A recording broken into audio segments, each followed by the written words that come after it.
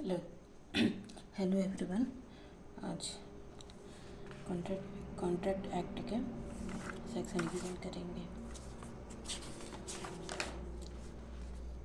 संपत्ति अंतरण अधिनियम 1882।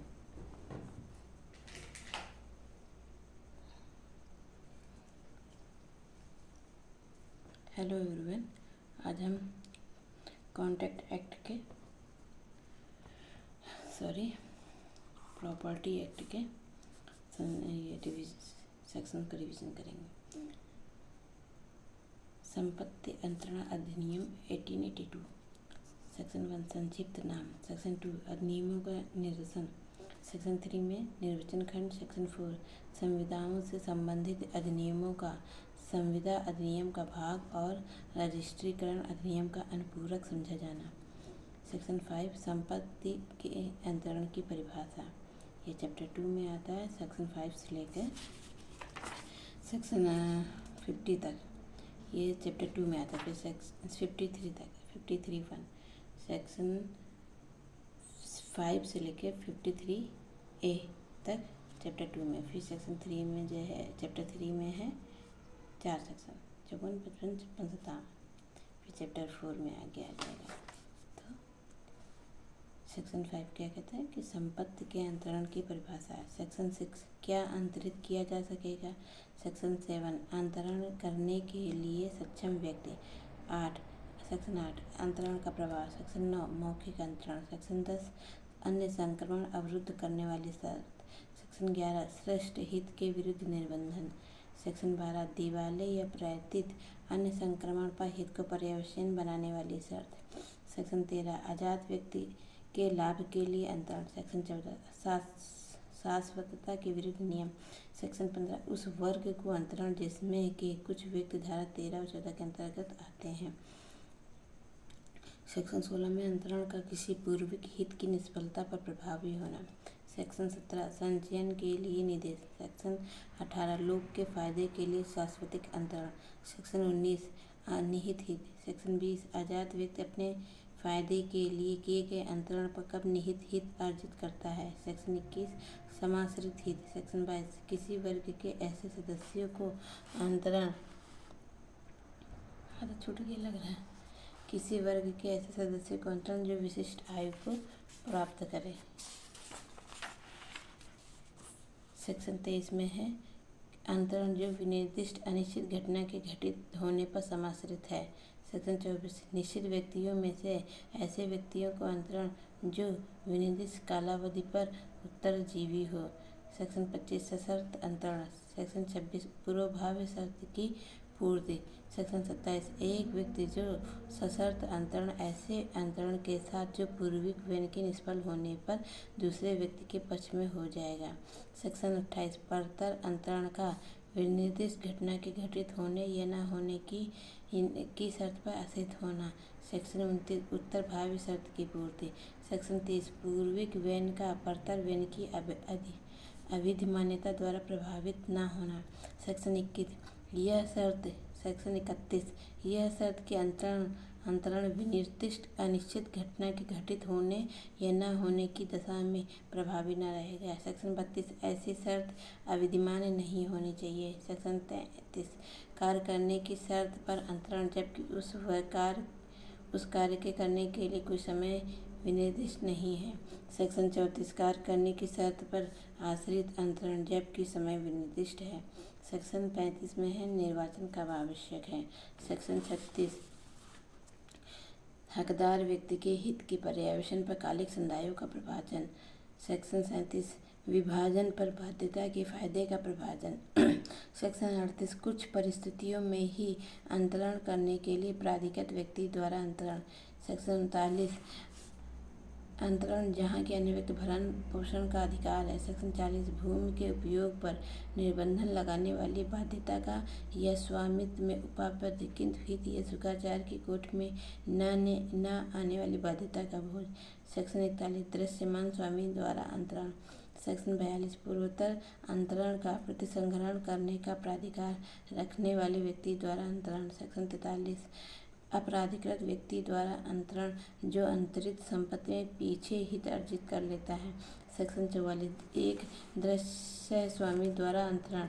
सेक्शन 45 प्रतिफलार्थ संयुक्त अंतरण। सेक्शन 46 सुभिन्न हित रखने वाले व्यक्तियों द्वारा प्रतिफलार्थ अंतरण।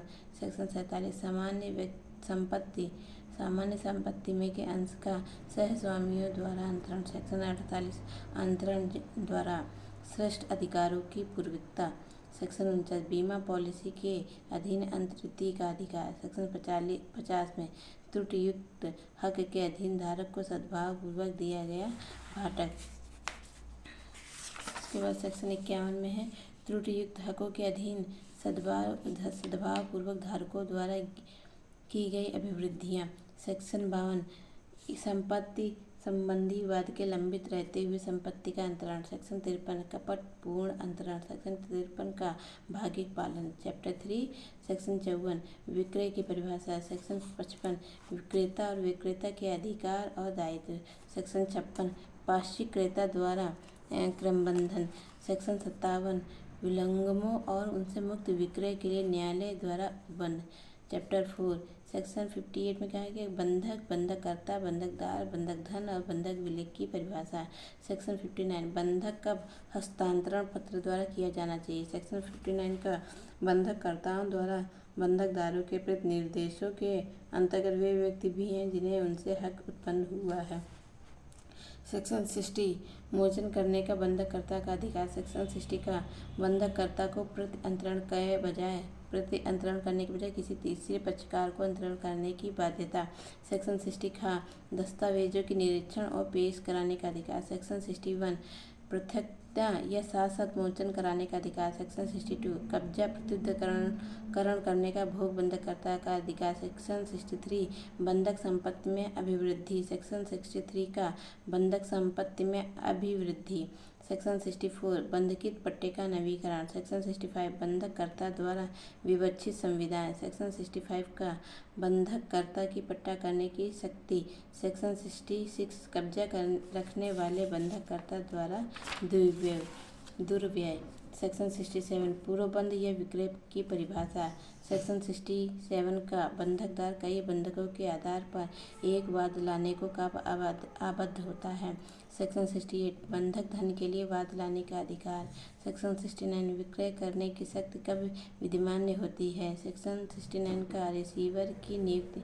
सेक्शन 70 बंधक संपत्ति में अनुवृद्धि। सेक्शन 71 बंधकित पट्टे का नवीकरण। सेक्शन 72 सकब्जा बंधकदार के अधिकार।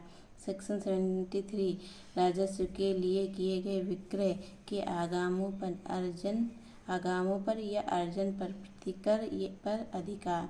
सेक्शन 74-75 निश्चित है। सेक्शन 76 सकब्जा बंधकदार के दायित्व। सेक्शन 77 ब्याज के बदले में प्राप्तियां। सेक्शन 78 पूर्विक बंधकदार का मुलतवी होना। सेक्शन 79 जबकि अधिकतम रकम अभिव्यक्त है तब अनिश्चित रकम को प्रतिभूत करने के लिए बंधक। सेक्शन 80 निश्चित।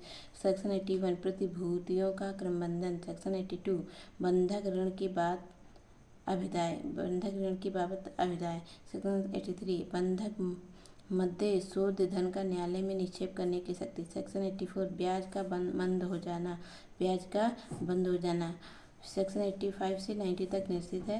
सेक्शन 91 वे व्यक्ति जो मोचन के लिए वाद ला सकेंगे। सेक्शन 92 प्रत्यासन। सेक्शन 93 आबंधन का प्रतिषेध। सेक्शन 94 बंधक मध्यवर्ती बंधकदार के अधिकार। सेक्शन 95 मोचन कराने वाले सहबंधककर्ता का व्यय पाने का अधिकार। सेक्शन 96 हक विलेखों के निक्षेप द्वारा बंधक। और सेक्शन 97 भी निश्चित है। सेक्शन 98 विलक्षण बंधकों के पक्षकारों के अधिकार और दायित्व। सेक्शन 99 निश्चित है। सेक्शन 100 में भार। सेक्शन 101 में है पाक्षिक विलंगमों के विद्यमान होने पर विलयन न होगा। सेक्शन 102 102 अभिकर्ता पर तामील या उसकी निविदा। सेक्शन 103 संविदा करने के लिए अक्षम व्यक्ति को या उस द्वारा सूचना इत्यादि। सेक्शन 104 नियम बनाने की शक्ति। सेक्शन 105 में है पट्टा करने की शक्ति। पट्टे की परिभाषा। 105 में पट्टे की परिभाषा। 106 में लिखित संविदा या स्थानीय प्रथा के अभाव में कुछ पट्टों की कालावधि। सेक्शन 107 में पट्टे कैसे किए जाते हैं। सेक्शन 108 में पट्टाकर्ता और पट्टेदार के अधिकार और दायित्व। सेक्शन 109 पट्टाकर्ता के अंतर्गत के अधिकार। 110 उस दिन का पूर्वजन जिससे अवधि का प्रारंभ होता है। 111 पट्टे का पर्यवेक्षण। 112 समापन के अधिकतर दिन। 113 छोड़ देने की सूचना का अधिकतर दिन। सेक्शन 114 भाटक का संधान न करने के कारण समापन से मुक्ति। सेक्शन 114 का कुछ अन्य दशाओं में समापन से मुक्ति। सेक्शन 115 अभ्यर्पण और समर्पण का उपपट्टों पर प्रभाव। सेक्शन 116 अतिधारण का प्रभाव। सेक्शन 117 कृषि प्रयोजनों वाले पट्टों को छूट। चैप्टर 6 सेक्शन 118 विनिमय की परिभाषा। सेक्शन 119 विनिमय में प्राप्त चीज से वंचित किए गए पक्षकार के अधिकार। सेक्शन 120 पक्षकारों के अधिकार और दायित्व। सेक्शन 121 में धन का विनिमय। सेक्शन 122 दान की परिभाषा। चैप्टर 7 सेक्शन 122 दान की परिभाषा। सेक्शन 123 अंतरण कैसे किए जाते हैं।